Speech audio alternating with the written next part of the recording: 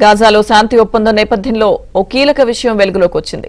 గాజాలోని పౌరులపై దాడులు చేసేందుకు హమాస్ ప్రణాళికలు రూపొందించినట్లు తెలుస్తోంది.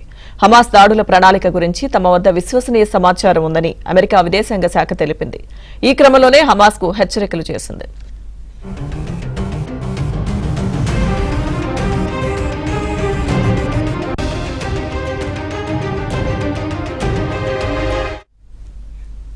పాలస్తీనా పౌరులపై హమాస్ దాడి ప్రణాళిక కాల్పుల విరమణ ఒప్పందాన్ని తీవ్రంగా ఉల్లంఘించడమే అని అమెరికా తెలిపింది. తమ మధ్యవర్తిత్వ ప్రయత్నాలతో సాధించిన పురోగతిని ఇది దెబ్బతీస్తోందని ఆందోళన వ్యక్తం చేసింది. హమాస్ ఈ దాడులకు పాల్పడితే గాజా ప్రజలను రక్షించడానికి కాల్పుల విరమణ సమగ్రతను కాపాడేందుకు తగిన చర్యలు తీసుకుంటామని హెచ్చరించింది. తమకు అందిన ఈ సమాచారాన్ని ఈజిప్ట్, ఖతార్, టర్కీ సహా శాంతి ఒప్పందానికి హామీగా ఉన్న దేశాలకు తెలియజేసినట్లు యుఎస్ తెలిపింది.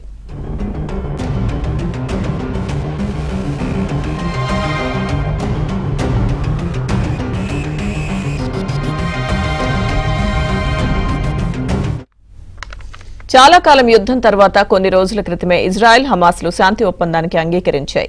ఒప్పందంలో భాగంగా హమాస్ ఇప్పటికే తన చెరలోని బందీలను విడుదల చేయగా ఇజ్రాయెల్ తమ వద్ద ఉన్న పాలస్తీనా ఖైదీలను విడిచిపెట్టింది.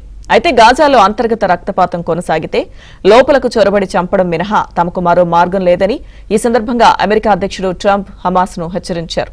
కాల్పుల విరమణ అమల్లోకి వచ్చాక ఆ ప్రాంతంలో అంతర్గత హింస గురించి తాను గతంలో తక్కువగా అంచనా వేశానని అన్నారు. ఇలాంటి సమయంలో హమాస్ దాడులకు సంబంధించి తమ వద్ద పక్కా ప్రణాళిక ఉందంటూ యుఎస్ విదేశాంగ శాఖ పేర్కొనడం చర్చనీయాంశంగా మారింది.